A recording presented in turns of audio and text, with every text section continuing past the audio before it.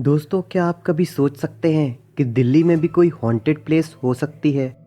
आइए जानते हैं दिल्ली की उन 10 जगहों के बारे में जहां माना जाता है कि यहां पर भूतों, आत्माओं या कोई अदृश्य शक्तियों का निवास है। इन जगहों पर रात में जाने की हिम्मत बहुत ही कम लोग जुटा पाते हैं। पहले नंबर पर है दिल्ली कैंटोनमेंट, जिसे कि सामान्य रूप से दिल्ली कैंट कहा जाता है। इसकी स्थापना ब्रिटिश इंडियन आर्मी ने की थी। यह पूरा इलाका एक छोटे से जंगल की तरह दिखाई देता है। इसमें चारों तरफ हरे भरे पेड़ हैं। कहा जाता है कि दिल्ली कैंट में सफ़ेद लिबास पहने एक महिला लोगों से लिफ्ट मांगती है।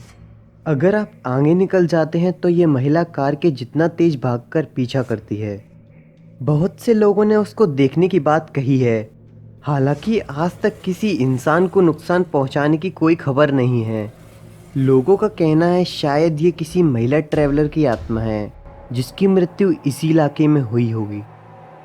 दूसरे नंबर पर है फिरोज शाह कोटला किला। 1354 में फिरोज शाह तुगलक द्वारा बनवाया गया ये किला आज खंडर हो चुका है। आसपास के लोगों की माने तो हर गुरुवार यहाँ मोमबत्तियाँ और अगरबत्तियाँ जलती दिखती हैं। और तो और अगले दिन किले के कुछ हिस्से में कटोरे में दूध और कच्चा अनाज भी रखा मिलता है। ऐसा अक्सर होता रहा है, जिसके चलते किले की पहचान अब भूतों के किले के रूप में होने लगी है।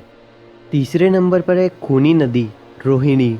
रोहिणी के कम शोरगुल वाले इस इलाके में यहाँ भी कम लोग आते हैं। नदी के आसपास कोई नहीं जाता है, कारण नदी के किनारे लाश मिलना।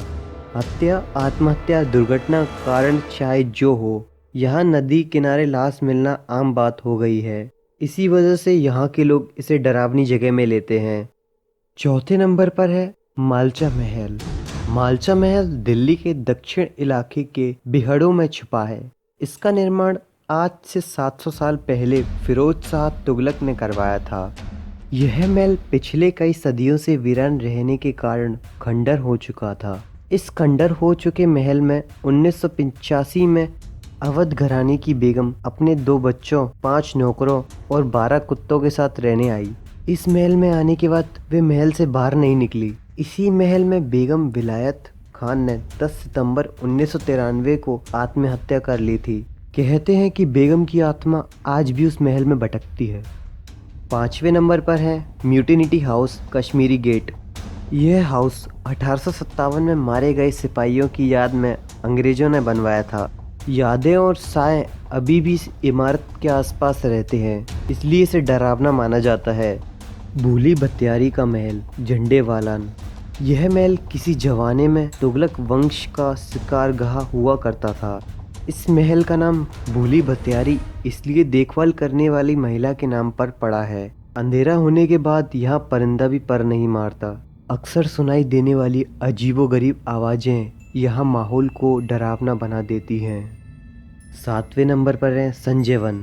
10 किलोमीटर क्षेत्रफल में फैले इस इलाके में बच्चे की आत्माएं दिखाई देने का दावा किया गया है, जो अक्सर खेलते रहते हैं। अंदर से यह वन घना और डरावना भी है। 8वें नंबर पर है करबला कब्रिस्तान। जैसा नाम वैसा कब्रिस्तान। फिल्मी कब्रिस्तान की तरह यहाँ भी साए दिखने और उनकी हरकतों के गवाह हैं आसपास के लोग।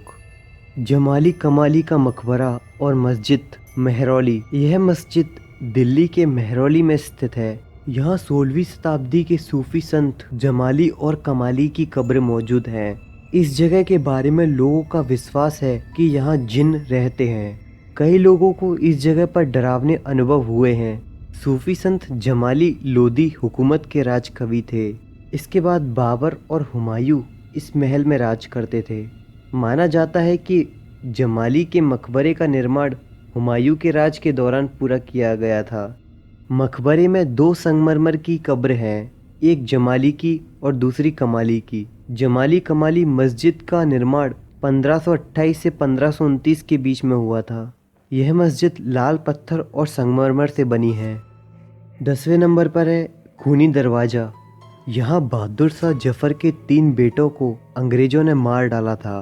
कहते हैं तभी से तीनों शहजादे इसी इलाके में साया बनकर मौजूद रहते हैं। इन जगहों की कोई भी सच्चाई अभी साइंटिफिकली प्रूव नहीं है। दोस्तों, अगर आपको वीडियो पसंद आया तो लाइक कीजिए और सब्सक्राइब कीजिए इस चैनल को।